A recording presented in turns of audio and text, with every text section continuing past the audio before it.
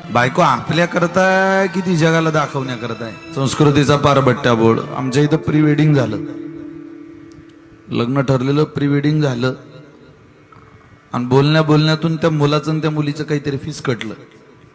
त्यांचं लग्न मोडलं, लग्न लागलं नाही. मग त्या मुलीचं दुसऱ्या ठिकाणी लग्न जोडवलं, ते लग्न लागलं. ती मुलगी नांदायला गेली, पण या मुलाचं लग्न जुळत नव्हतं. त्यानं प्री वेडिंग फोटो शूट केलेले होते त्या मुलीचे. त्याच्या सोबतचे त्या मुलीचे सगळे फोटोज तिच्या नवऱ्याला पाठवले. ते लग्न मोडलं. आता ती मुलगी बापाच्या घरी. या प्री वेडिंग न जर एखाद्या माऊलीचा प्रपंच उद्ध्वस्त होत असेल, आपल्या लेकीबाईचं जीवन, तिला अडचणीला सामोरं जावं लागत असेल, तर का हट्ट करता या गोष्टीचा? निदान बापांनी तर आवर घाला, की बापांची ताकद राहिली नाही पोराला काही विचारायची. कष्ट तुमचे, प्रॉपर्टी तुमची, मेहनत तुमची, इज्जत सन्मान. लोक तुमच्या पोराकडे पाहून नाही येतो लग्नाला तुमच्या घरी, तुमच्या तोंडाकडे पाहून लग्नाला येतात. 25 वर्षाचं कार्ट, ज्याला संबंध जोपासता येत नाही, त्याला काय अक्कलेचा भाग आहे? त्यानं गोळा केला हा समाज. तुम्ही गोळा केलाय आयुष्यभर चांगलं जगून मधमाशी सारखा, त्याला काय अक्कल आहे?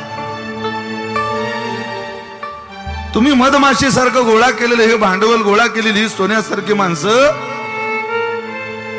या चुकीच्या नालायक लोकांच्या नादाला लागून ही माणसं गमावता. तर म्हणा ताकदीनं बापानं बापाचं अस्तित्व टिकवण्याचा प्रयत्न करा. जो बाप पोराचं सहन करतो, त्या बापाचं म्हातारपण सुरू झालं की कुटुंबाची अधोगती दिसायला सुरुवात होते. पोराचं सहन करू नये बापाने. खाण्यापिण्याचा लाड, तुमच्या पोराला आयफोन घेऊन द्या, भारीत भारी गाडी द्या, भारीत भारी 4 व्हीलर द्या, सोनं नाणं घालायला द्या, पण तुमचं घर उद्ध्वस्त होईल, तुमच्या घरातल्या संस्कृतीचा नाश होईल.